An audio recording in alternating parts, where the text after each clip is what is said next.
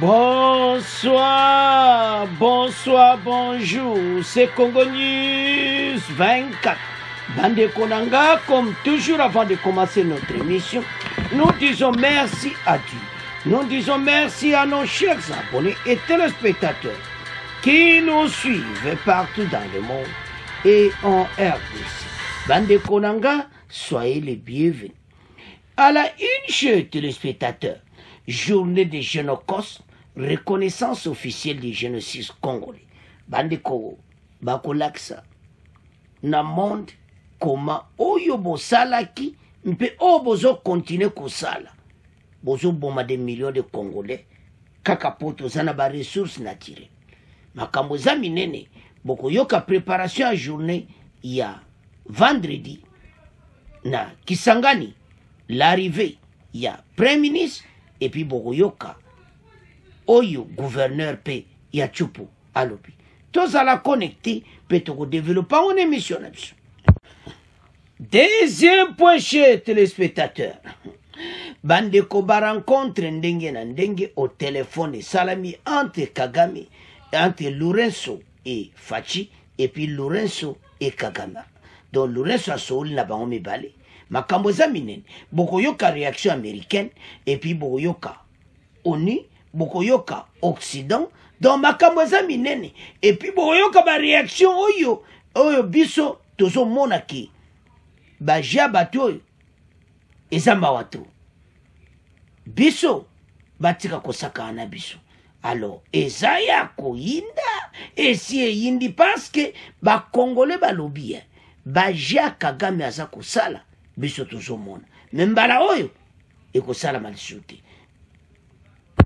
Chers téléspectateurs, émission na biso bandi ekomi tant tosolo amasolo ya mboka bandeko bokoyoka bandeko en direct ya Kisangani ndenge nini préparation ya journée oyo babengi Génocos eza kosalama parce que eza somo donc vendredi bazo représenter makambo nyonso comme reconnaissance officielle du génocide congolais.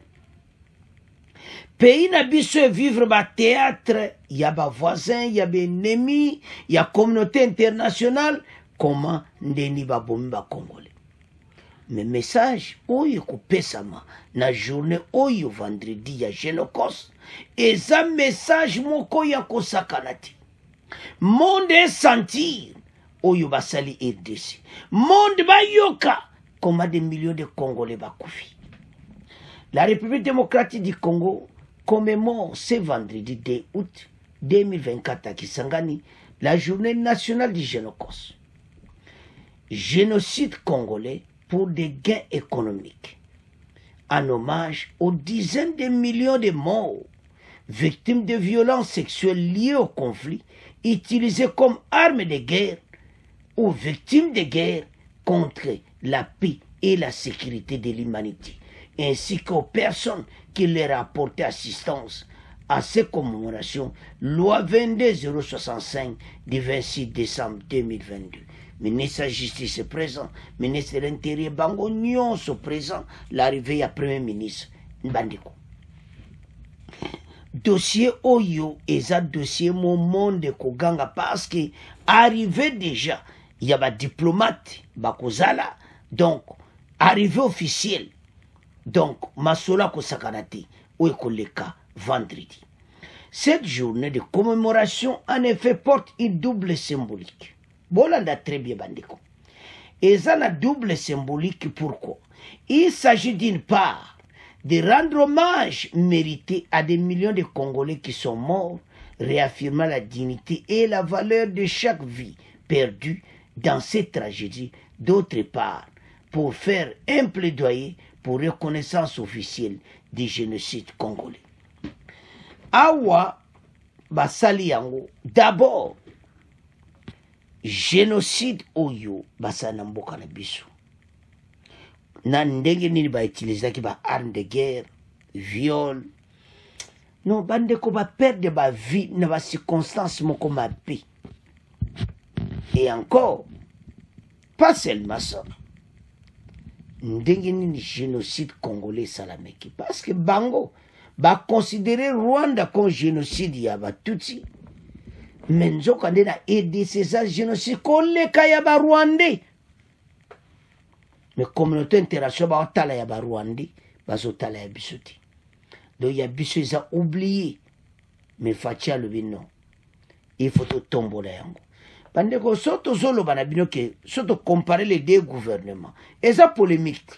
Bata PPRD et FCC boyoka biso bien. Makambo toloba eza réalité eza na kutu makambo polémique te.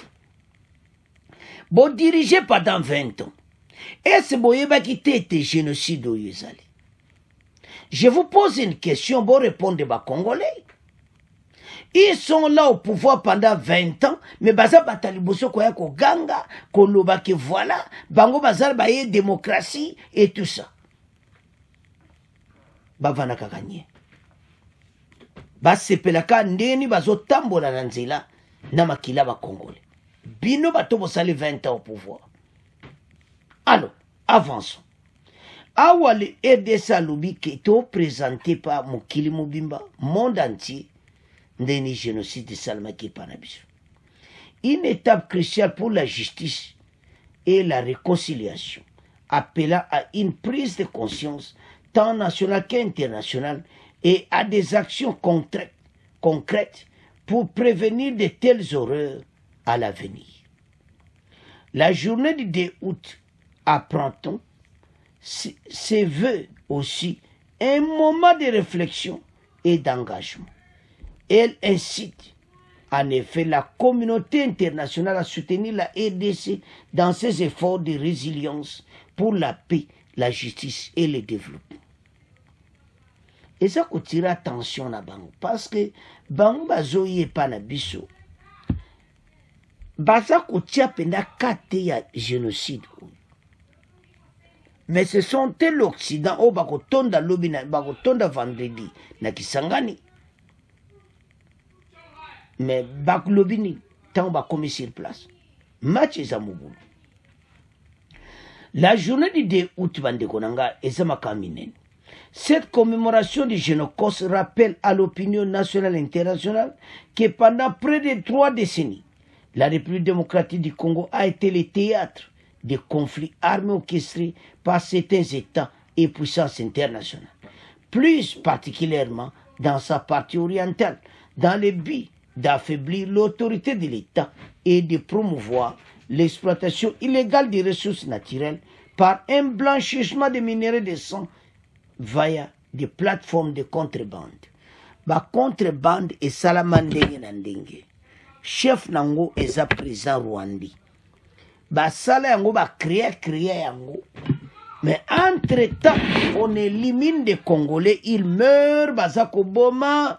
Donc, pona bango, ezolobela bango elokoti. C'est ce que sala biso passe. Baso mona mde biso bato baso kufa. Mais ils sont là, ils regardent. Mawatu. Mettons là nano. Extrait oyo. Nde makamoko leka. Bon to avance.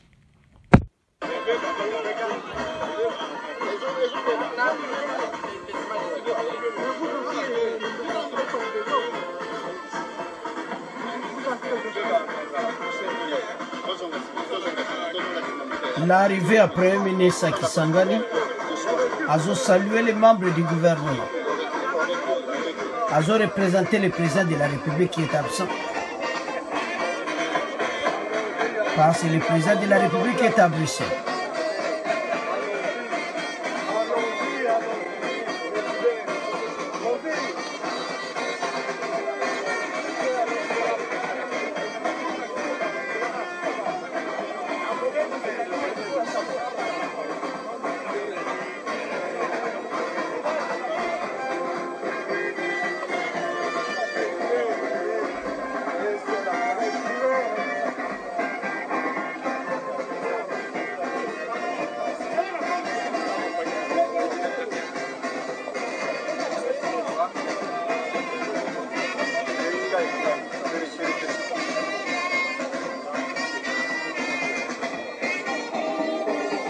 D'abord la première ministre Judith Suminwa et tous les membres du gouvernement dans le cadre de cette célébration.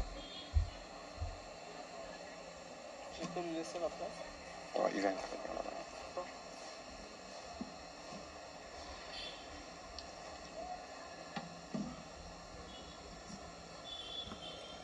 Alors, un technicien peut-être pour fixer le micro pour le gouvernement. Allez-y. Ah, voilà. Merci beaucoup. Ça passe? Voilà. Merci beaucoup, Excellence, Monsieur le ministre de la Communication, Excellence, Madame la ministre des Droits humains.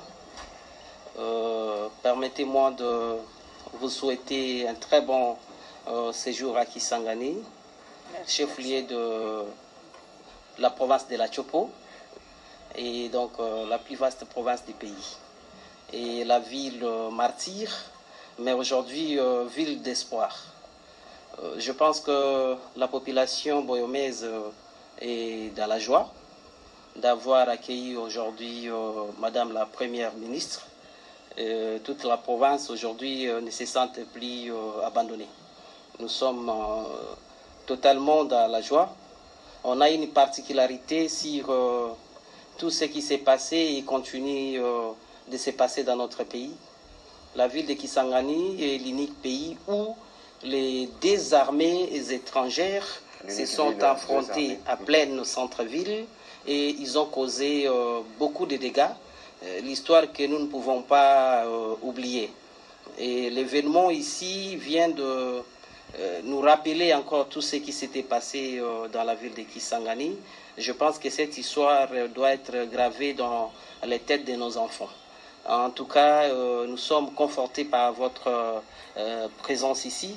Nous voyons tout Kinshasa ici venir commémorer la journée des demain.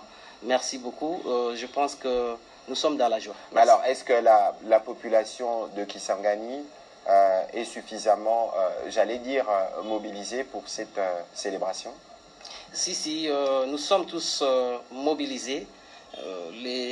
L'exemple, c'est que vous avez vu vous-même aujourd'hui à l'aéroport. Nous sommes partis accueillir la Première ministre. Et demain, vous allez voir que nous serons tous là. Toute la population est active pour accueillir l'événement. Voilà, merci beaucoup, monsieur le gouverneur. Vous avez parlé de ville martyre, mais aussi ville d'espoir. Je retiens parce que c'est la note d'espoir qui nous amène ici. La question, ce n'est pas seulement de célébrer, mais c'est de nous assurer aussi que nous faisons suffisamment de ce qui est de notre pouvoir pour que cela ne se répète plus. Monsieur le gouverneur, vous pourrez vous rasseoir. Peut-être que pour l'une ou l'autre question, nous vous reviendrons. Nous aurons surtout une bonne activité avec vous demain parce qu'il y a une autre activité qui partira de Kisangani, mais vous en connaîtrez les détails demain. Alors, Bandeko totangi petoyuki. Bomona koma génocide oyo. Baza préparé avec les ennemis de la paix, les ennemis du Congo. Taloba meminamboka nebiso. Ça fait mal parfois quand on regarde tout ceci. Au tali au lobby, la communauté internationale a séparé les minéraux. Na ba chaîne moko illégale, ba compagnie étrangère, américaine et européenne, baza ko vraiment à l'est, mais quelque part au Congo, il y a eu des génocides. Les gens ba kufa na ndenge mokete. Et puis bazo continuer koboma. Avec la complicité des Congolais, le kolaba nanga, bazo continuer génocide na RDC. Ce qui est difficile de comprendre que aux actes congolais en Dengini. Pendant que le discours est passé ce vendredi, c'est pour dire à la communauté internationale que vous avez détruit notre pays. Mais le problème qui est là, c'est qu'on reproche à la communauté internationale, le gouvernement ou dirigeant Kimboka. Parce qu'ils ont dirigé ce pays pendant plusieurs années. Mais Makamboka, le président Félix Aïe, les Congolais, Kongo se souvenir. Na guerre à 6 jours à Kisangani. Na oye salamani à Kisangani. Des morts. Fatika Garatura Mombaye, ba réclamer Uganda afuta ba amende ya makambo oyo basala na ABC. Mais le problème autozolo ba yango ka tozongi sona pona. Pourquoi PPRD basala ki yango? Ce gouvernement va diriger Mboka oyo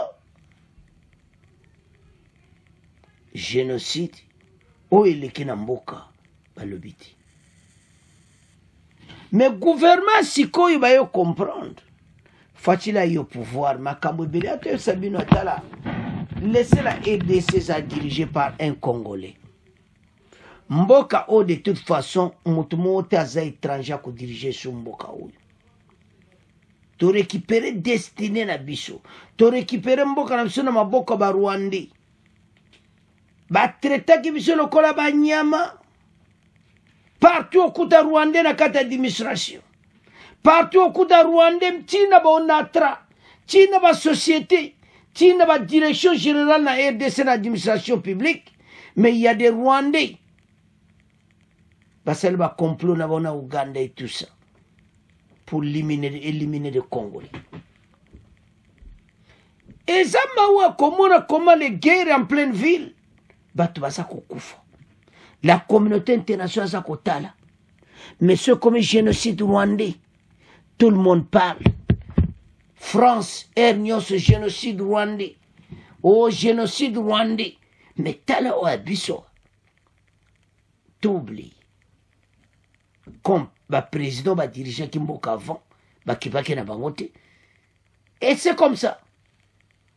Place yo moins valeur na moins en ezati. Des millions de Congolais bazako koufa jusqu'à présent. L'armée rwandaise va occuper une partie à Est, mais toujours un deuxième point. Parce que le deuxième point, ça somme. Alors, ce que le gouvernement, en tout cas, va comprendre, bah mon épena non, il faut tout élément, bah et Demboka, et le génocide oyo, et répéter les shooter. Alors, il y a des messages directs. Toyoki, tout le monde est arrivé après ministre dans la vidéo, et puis Toyoki, gouverneur, est symbolique à la population. Il faut pas là-bas comprendre, pas si au bout à l'Ibosso, bandeko l'Ibosso, mona, bazala siko vigilant sur le sol congolais, soba monikaka, armée étrangère, ou bien ba paya, ba dénoncer. Parce que tolingi les sous oye génocos et répéter les sous na RDC ndenge salamaka. Et puis toujours répéter to beta c'était les génocides tissus que je continue na Est. Alors mboka il faut tellement na niveau makasi bazoba mesure moko nécessaire. Et puis tous un espoir na venir Kagame sera traduit en justice. Les lois tato lobby boy, lobby génocide oyo, bateau nyons o ba contribuer nango, ba kozala devant ces pays. Makambo tozolo aboyo kayango, ça va arriver. Plusieurs Congolais ba perdre ba viti sikoyo. Le monde occidental bazakotala. Alors bandeko. En tout cas, tolandi ndeni makambo génocos reconnaissance officielle du génocide congolais. Tout comment tu as bino beau développé. Tout comment qu'il y a un deuxième point. Chez les téléspectateurs, tout comme il y a un deuxième point na biso, bandeko ezasom. Lorenzo Fachi, Lorenzo Kagame, Rwanda RDF 123 CCLF. Awa tozana ba point ébélé. Toko bana na ye moko CCLF. Après toko ya na oyo ba américain ba lobby, na oyo oni a lobby. Toko yo ka réaction ba congolais. Situation oyo a CCLF zandenge ni. Parce que to lingine sous erreur te. Bande ko makambo to zoloba eza très sérieux. Tozala qui menacé. Bateli biso CCLF a liboso. To perdre Kiwanza. To perdre Kichanga. Oh, CCLF. Entre-temps, les Occidentaux et Mutuna Bango commissionnaire na bango. Moi ne tinda na bango Rwanda na Uganda. Ba ne tinda na bango. Bazo continuer progression. Bazo récupérer ma village. Cette fois-ci, ça ne sera pas le cas. Armée Nabiso, bofungola miso bandoke Congo batelemi na basesele fa lokuta oyo Kagame ko respecté te. Alors voilà situation oyo to parcourir et senga congolais nyonso ayeba ete bato yo et le bande ko bolana ke mission lobby ce sont des sorciers. Il y a RDC, l'Union européenne, l'Occident, tout entier. L'Occident va rendre un mauvais service. Il y a quoi ça canati. Tant que tu biloko aboye, bon mon appelle que oui, bateau yo, basali biso mabe. Et puis bazo continue, peko sala.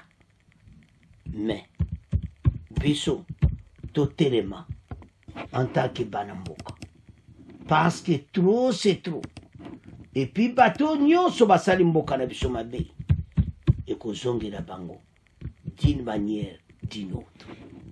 Chers téléspectateurs, c'est ça l'effet oyo. Tolingi te zala lokola souvenir ya kiwanza. O babotere biso kichanga. Parce qu'après wana, basala ki biso c'est l'effet mususu. Babotere biso, Rumangabo et Kibumba, en tout ça, Occident Zakotala. Donc, aux hommes on appelle que ba Congolais nyonso ba yo comprendre ba jabatu oyo. Alors, mbala oyo arme botike la bateau atatante bande ko makamweze bele to yoka awa. Toso kenango malembe. Avec tous ces impérialistes, oyo ba dirige bazo diriger monde baza ko sala batumabe. Bango bazo tika biso dans cet état. Après bama solo na bango avec batu na bango en coulisses. Alors, totanga nan cesser les faits. Toyoka ba réaction, bongo to avance. Le président angolais Joao Lourenço a tenu des discussions téléphoniques. Lourenço Fachi, Lourenço Kagame. Bolanda bandeko. Basololi na yelelo na Kagame. Lelo basol na président Fachi. Avec son homologue rwandais Kagame, centré sur l'accord de cessez-le-feu, récemment obtenu à Luanda. Cet accord signé lors de la pourparlers entre les délégations ministérielles de la République démocratique du Congo et du Rwanda a été facilité par la médiation de la République d'Angola. Lourenço a bengi Fachi basololi. A bengi Kagame basololi. C'est aujourd'hui jeudi. Il y a un faux tango très très bien. Téléphone crucial c'est jeudi. Alors, la veille, le président Lourenço s'est également entretenu avec le président congolais Félix Tshisekedi pour aborder les mêmes enjeux.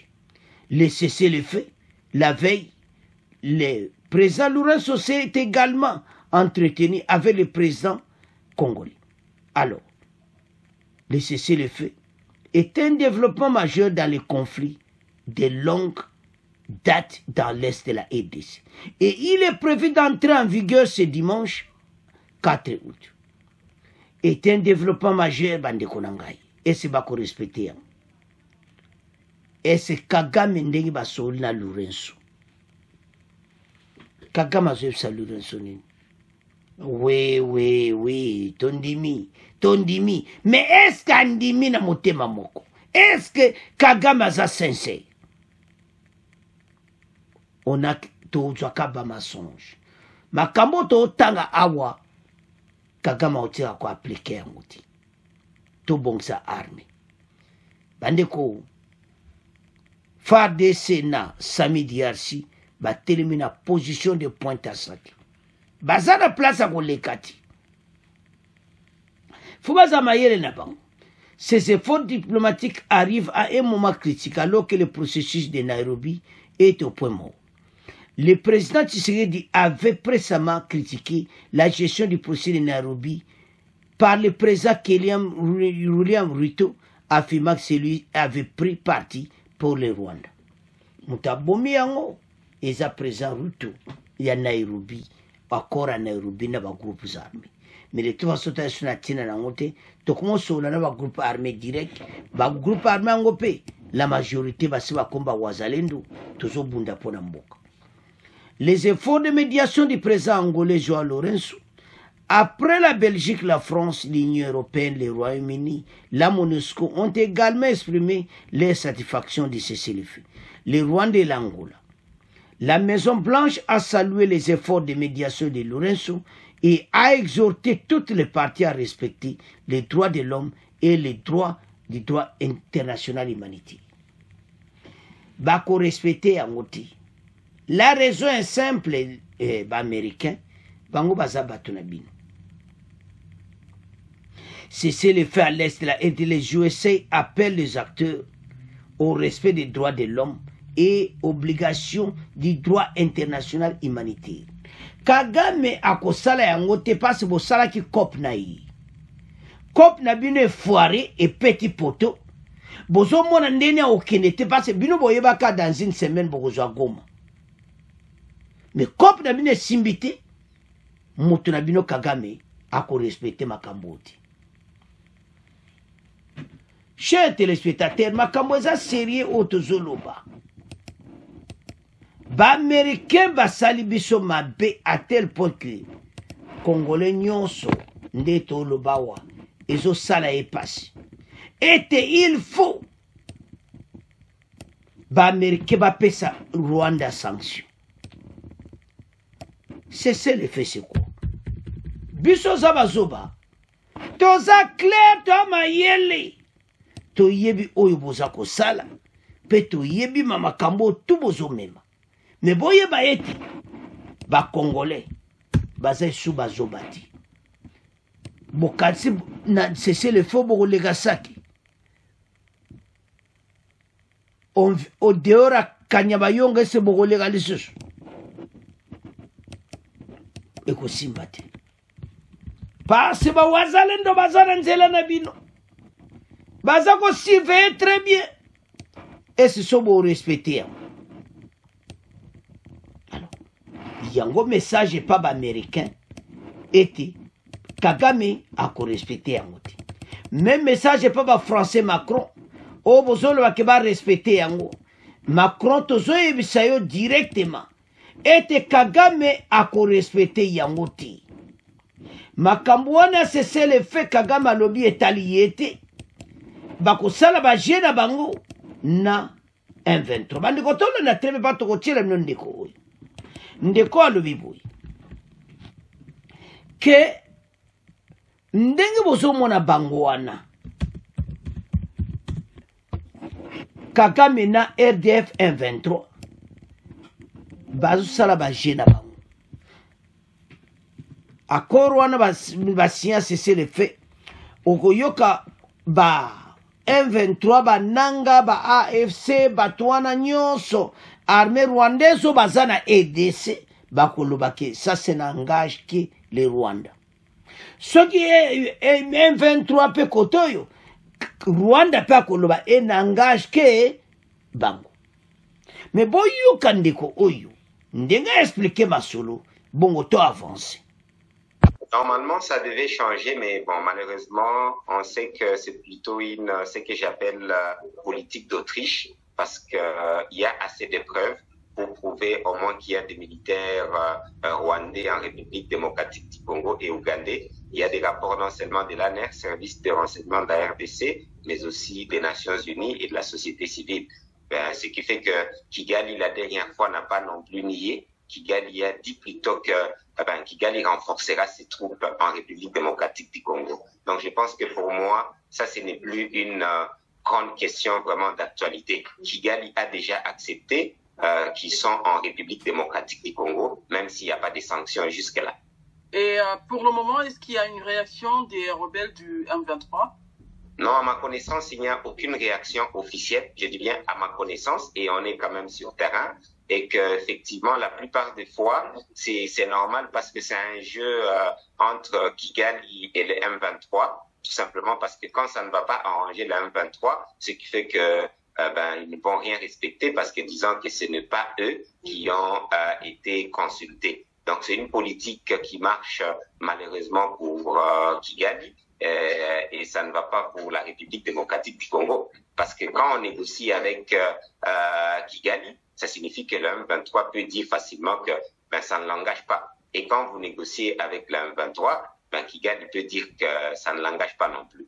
Donc là, c'est un peu ce que je peux appeler couteau à double tranchant, les négociations directes entre Kigali et la République démocratique du Congo. S'il n'y a pas la sincérité et s'il n'y a pas une pression, alors c'est vraiment un jeu de polichinelle. C'est vraiment un jeu qui ne va rien apporter malheureusement. Justement, l'Angola avait déjà annoncé une trêve et à l'époque, comme vous le dites, le M23 avait dit ne pas être concerné. Alors, quelle sera, selon vous, la portée de cette nouvelle trêve?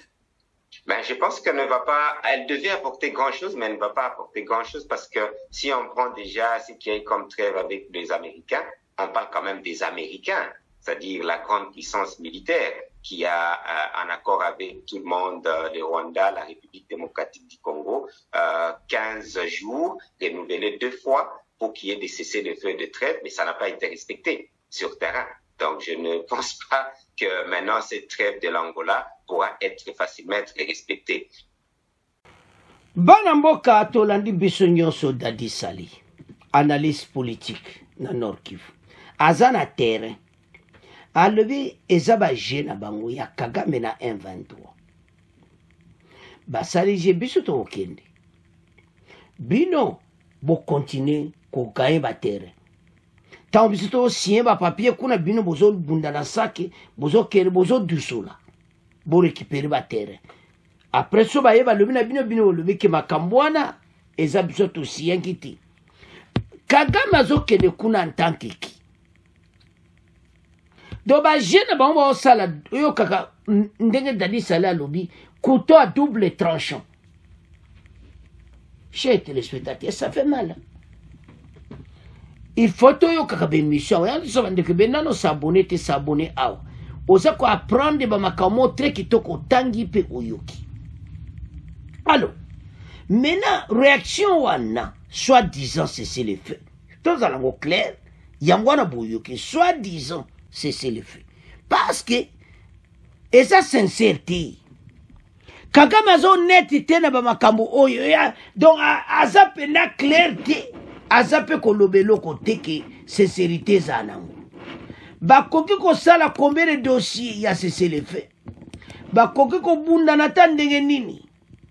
Kagame va continuer ya ko manipuler. Kagame va continuer à mentir. Que voilà, ça n'engage pas les Rwanda, et ça m'a ya 1-23, et puis après, donc, n'denga ki ko signé wana, azo signé après à Rolobake, mais, biso ça bisoté, mais alors qu'il a déjà accepté ses troupes à RDC, mon place au Kangi, comme il a accepté son troupe à RDC, à ça la condition oyo fatia Lubaki. Retirer les hommes, les M23, l'armée rwandaise de la RDC, et wana tokota la makamus. Yangonde za makamuna cesser le feu. Bandi ko cesser le feu eza somo. Oyo kaka somo ko sakana te parce que Kagame asala ba je na batunayi, mais biso se do kangi. Parce qu'il a dit accepter que son armée est à RDC pour ya kubundisa ba FDLR. Mais les bossa c'est que l'armée na ye eza na RDC. Alors, si koyo et comme étant oyo président rwandais a comme coincé. A sala ba jena bango biso to yebi. Yango peuple alobi ba je bande ko ba jena Nord Kivu ba sangani ba sali groupe ba jeune basé belé. Azo kokaku pesa nombre te ba association ba sangani na ba jeune ba collaborer na armée pour ko freiner avancer à M23 parce que ba yu ke bango za ba victime bango ndi ba no kanga ba par force que ba soda soki armée rwandaise a boteli ville moko menelo ni basali ces jeunes basali association pour ba soki ça va présent rwandais.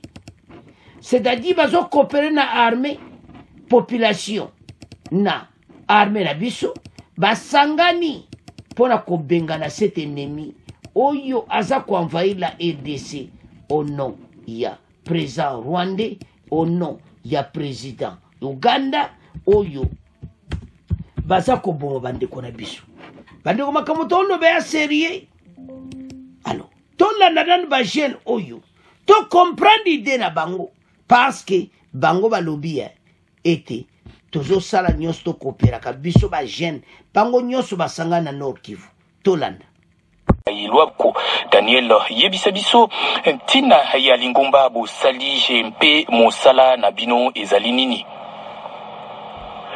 Bien, tozalaki na tozaba jeune oyo to dirigeaka ba association mingi mais to sangani to créer mouvement moko to benga mouvement de fraternité.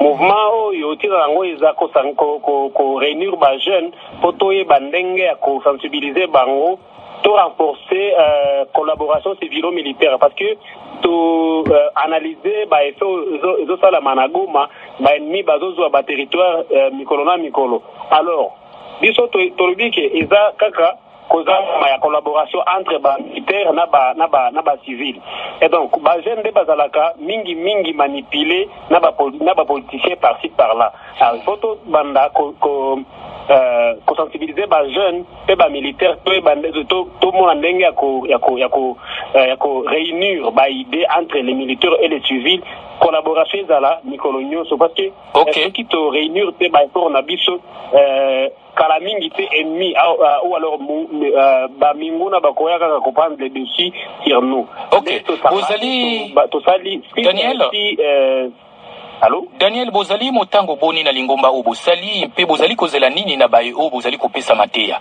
na lombango oyo tozo kozela eza kaka eza collaboration civilo-militaire donc tolingi ke population ezala soudée na armée na ngo FARDC na FARDC pe collaborer na population na ngo poto ye bandenge ko beta mona oyo azozwa territoire na biso mikolo na mikolo. OK bozali motango boni opesinga ya noter bozali kosala mosala yango et puis lingomba na bino boskeli ezali pona ngonga boni ya mokuse kaka ngonga mokuse kaka te kozala libela awa toza ekozala libela mais nde toza kaka na deuxième année na yango mais il faut quand même to multiplier ba effort to yeba ndenge ya kosala ndenge ya sauver patrie na biso.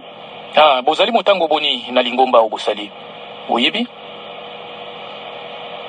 donc mouvement bozali nombre combien bino bat bosali lingomba wana bozali nombre combien toza kaka mouvement ya ba association mingi en fait ngana zo diriger association ba bengi OPK bino CRDC baso bazo diriger Jundi baso bazo diriger la jeunesse consciente baso bazana donc eza kaka ba association mingi ba mouvement citoyen mingi to sangani to créer mouvement de fraternité o ezali ko pesa kaka ba jeune ba formation ba sensibilisation sur la collaboration civilo-militaire matondo mingi pona ngonga na yo ezali. Alors, bande ko ide wana eza bien. Parce que toyebe te ba cesser le feu eza ya lokuta. Ntango eza ya lokuta, il faut ba jeune ba fungola miso bazala en contact na armée. Ba signala ka armée mouvement nyonso. Ces jeunes basala association wana bolandi eza pambati. Eza ki munguna lingameka kotoyo bazana bango. Do bakozala en contact na wazalendo, bazala en contact na armée. Tolandi bina bango donc ezaka ba jeune ba Goma Sake partout ba aluba za association bele mo akopesa men nombre te ça dit bazé bele alors ba sangana ndenge wana comme ça ba freiner avancement ya armée rwandaise et effectivement et ba ko ça freiner parce que c'est le faux pourquoi tu solo ba Jezebel botanga na to komiona na se ya oni photo ya oni wana c'est le fait dans l'est de la RDC la MONUSCO se dit prête à soutenir la surveillance du respect de la trêve et biso bazoba na bino kakati to tia MONUSCO a surveillaka ce qui armé nani azoleka bino te population yemo gazo surveiller. Les Wazalendo baza ko surveiller, MONUSCO dégage. Bandiko mumayela MONUSCO. Tanga ngango la MONUSCO ba lui baza prêt bazo senga na Lourenço bango bazala parmi bato bako surveiller mouvement ya na moment ya cesser le feu mbalo bozo subisuti oni bino nde bato bobomi pena EDC on faut bo quitter kaka basali ba je mikolo yo oh voilà te freiner des engagements dans Nord Kivu parce qu'il y a l'avancée mais avancée yango bosali 30 ans bobenga na MONUSCO akite mboka na biso bakonzi bondima te bango bosala nyonso batikala faci kondima bato te MONUSCO nde moto azoboma biso yango arme na biso bofungola miso na SADC nde boza na est bofungola miso na makambo ya trêve humanitaire c'est le fait oyo eza na makambo ebele bokati masolo ya Lourenço na Faci c'est tourné autour de quoi Faci azoyibisa Lourenço ke président rwandais a retiré bato na ye na moment oyo bakende Kagame se andimi ke bato ne baza na EDC donc aza suna likamba koloba te aza coincé basanction na bapesi te mais sanction koya parce que akoti na armée na mboka et puis andimaki pourquoi armée neza na RDC aza ko protéger batutsi na bango barwandais na bango na RDC alors que bango bazoya ko massacrer tous les Hutus rwandais oyo bakima Rwanda bazoya ko boma bango na RDC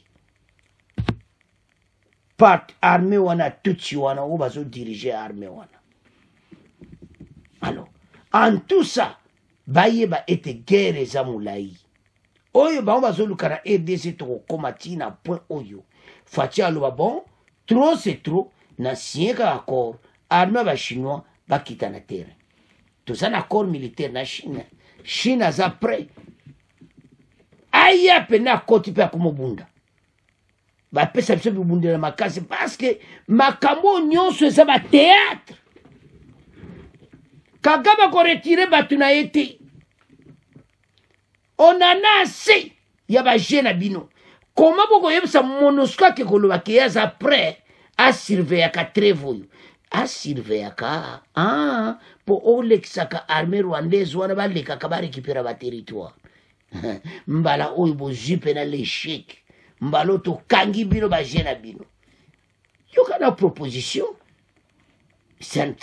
ekosalama te wazalendo yo nde okosurveille bango MONUSCO dégage kite mboka na biso kende bosali baje mingi 30 ans vanaki ono saki eloko te nde lelo ya koloba ke bolimbo tarde kokite moke mpo na ndenge avance ya M23 eloni bino bosalaki na armée rwandaise aza koavance armée rwandaise aza koavance bandakala bosala eloko te plutôt bozorekile des aventures alors Occident comme dans un point moko très sérieux a comme na situation azoyeba te eloko nini akokosala parce que biso tosi tokangi bango bandoka ndenge omoni tostopaki bango bani baleka moyen te yango nde problème bakomi nango yango nde situation bakomi nango à l'est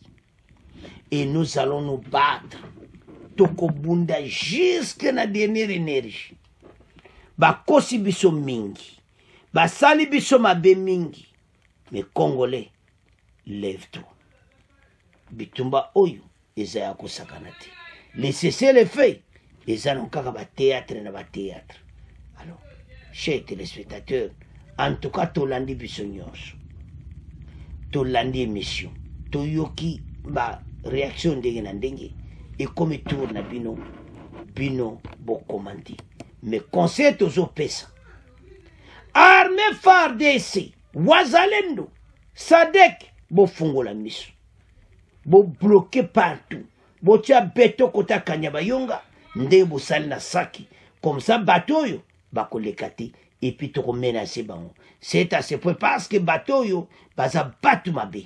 Alors banamboka soki nano s'abonner te s'abonner tala ba information to yela bino vraiment tangi o sepeli bo s'abonner massivement bo partager bandeko na ngai na bandeko nyonso za na ba na WhatsApp. Au revoir, à la prochaine.